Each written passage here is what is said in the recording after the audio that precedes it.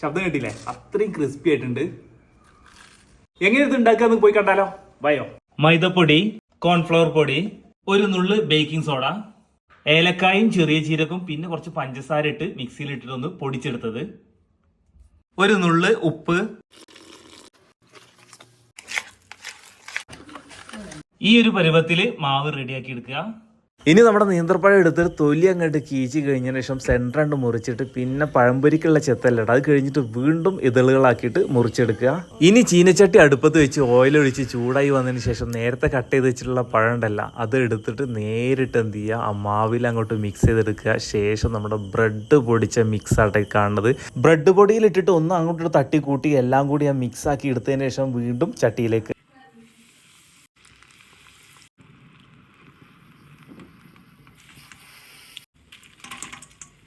വൈകിട്ട് സമയത്ത് നമ്മുടെ വീട്ടിലുണ്ടാക്കിയിട്ടുണ്ടെങ്കിൽ കുട്ടികൾക്കൊക്കെ കഴിക്കാൻ പറ്റിയ നല്ല അടിപൊളിയായിട്ടാണ്. അടിപൊളി സംഭവം കേട്ടോ.